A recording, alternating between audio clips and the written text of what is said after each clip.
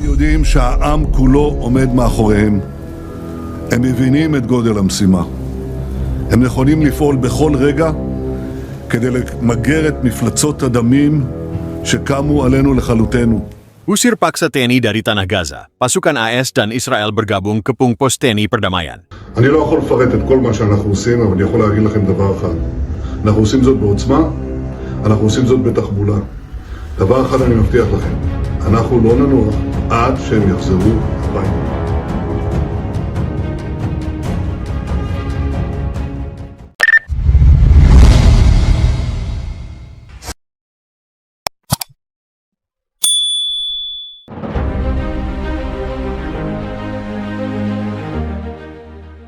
Ketegangan meledak menjadi bara api. Di tengah upaya menjaga stabilitas dan perdamaian di jalur Gaza, satuan TNI yang tergabung dalam pasukan perdamaian Indonesia menjadi sasaran serangan brutal pasukan gabungan Amerika Serikat dan Israel.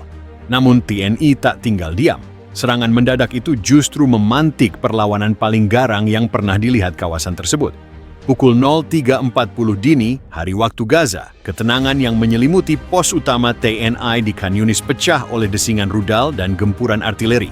Pasukan gabungan AS dan IDF, Israel Defense Forces, melancarkan serangan udara kilat, diikuti oleh serangan darat dari Satuan Gabungan Marinir Aurlowas dan Brigade Golani Israel.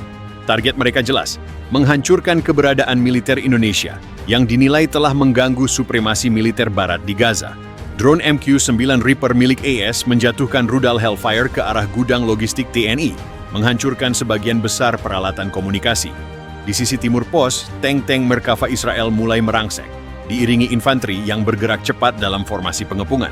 Namun satu hal yang tidak mereka duga, TNI sudah siap. Mayor Danu Prasetya, Komandan Sektor TNI di Khan Yunis, sudah mengantisipasi kemungkinan pengkhianatan ini. Selama 2 pekan sebelumnya, intelijen TNI menyadap komunikasi tak terenkripsi pasukan Israel dan menangkap percakapan mengenai pembersihan pasukan asing non-koalisi. Tanpa menunggu komando pusat, Mayor Danu mengaktifkan protokol Garuda Hitam, strategi pertahanan aktif dan balasan gerilya jarak dekat yang mengandalkan jebakan ranjau, rudal manpads, dan serangan drone swasta. Ketika pasukan AS Israel memasuki perimeter luar, lebih dari 35 tentara mereka langsung tewas akibat ranjau anti kendaraan dan jebakan mortir. Senapan runduk TNI yang telah tersebar di atap-atap gedung sekitar mulai menargetkan komandan lapangan musuh. Pertempuran berubah menjadi kontak jarak dekat yang brutal. Pasukan elit Kopassus, Yonif para Rider 501, dan Denjaka yang tengah melakukan patroli malam langsung ditarik masuk ke dalam pos. Mereka menggunakan terowongan bawah tanah yang telah digali diam-diam untuk melancarkan serangan balik ke jantung formasi musuh. Dalam waktu 4 jam, 2 kendaraan lapis baja Bradley milik AS hancur terbakar, dan 1 helikopter Apache jatuh ditembak rudal manpads buatan lokal yang dimodifikasi. Menjelang sore, pasukan Amerika Serikat dan Israel mulai mundur. Mereka tak menyangka bahwa TNI mampu bertahan dan bahkan membalikan keadaan dalam tempo 12 jam. Medan pertempuran kini dikuasai penuh oleh TNI. Bendera merah putih kembali dikibarkan di atas menara pengawas pos perdamaian. Apa yang terjadi di Gaza hari itu menjadi titik balik baru. Bukan hanya bagi Indonesia, tetapi bagi tatanan geopolitik dunia. TNI yang selama ini dikenal sebagai penjaga perdamaian, kini menunjukkan taringnya sebagai kekuatan militer yang tidak dapat dianggap remeh, bahkan oleh 2 kekuatan militer terbesar di dunia. Jam 3.42 waktu Gaza, kilatan cahaya menyambar dari langit. 2 rudal Hellfire ditembakkan dari drone MQ-9 Reaper milik AUIS menghantam atap barak utama TNI di pos Bravo 17. Belum sempat sirene peringatan berbunyi, gelombang serangan darat dimulai. Satuan elit Israel dari Brigade Golani bersama elemen marinir Amerika Serikat menyusup dari 2 sisi barat dan timur, menggunakan perlindungan asap dan kendaraan lapis baja. Serangan ini mengandalkan kecepatan dan kebrutalan. Taktik shock and awe membuat musuh lumpuh sebelum bisa melawan. Namun yang mereka serang bukan milisi lokal, bukan tentara bayaran, dan bukan pasukan PBB biasa. Mereka menyerang Tentara Nasional Indonesia, pasukan yang telah dilatih untuk bertempur di segala medan, yang memiliki doktrin tempur urban dan hutan, dan yang paling penting, pantang menyerah.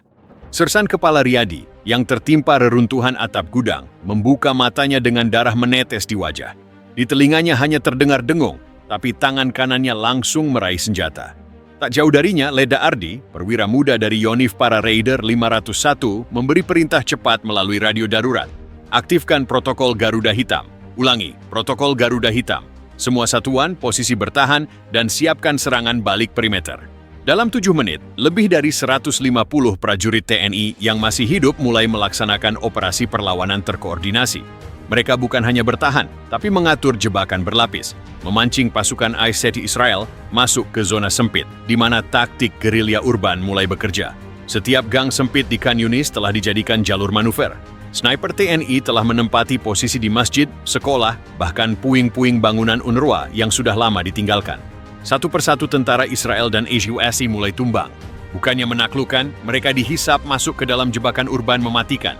TNI AU yang telah mendeteksi sinyal transponder musuh sejak pukul 2.00 mulai mengirimkan 2 drone serang elang hitam yang telah dimodifikasi dengan rudal buatan dalam negeri. Tanpa diketahui musuh, drone itu menyelinap ke langit Khan Yunis dari arah Mesir melalui celah pertahanan elektronik.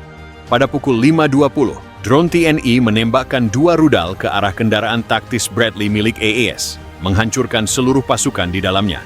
Di sisi lain kota, satu helikopter Black Hawk RC yang mencoba mengevakuasi korban disambut rudal Manpads dari prajurit Denjaka, meledak di udara dan menabrak bangunan rumah sakit yang kosong.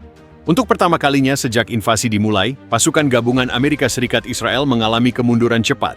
Berita tentang serangan terhadap pasukan perdamaian Indonesia menyebar dengan cepat.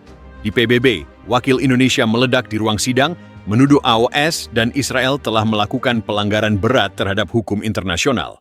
Video drone TNI yang menunjukkan tank Israel melindas warga sipil dalam upaya masuk ke pos Bravo 17 langsung memicu kecaman global. Presiden Indonesia dalam pidato yang disiarkan dari Istana Negara menyatakan, "Hari ini, dunia menyaksikan bahwa kebenaran telah diinjak-injak, tapi Indonesia tidak akan mundur. Kami tidak akan tinggal diam saat prajurit kami dibantai di tanah asing.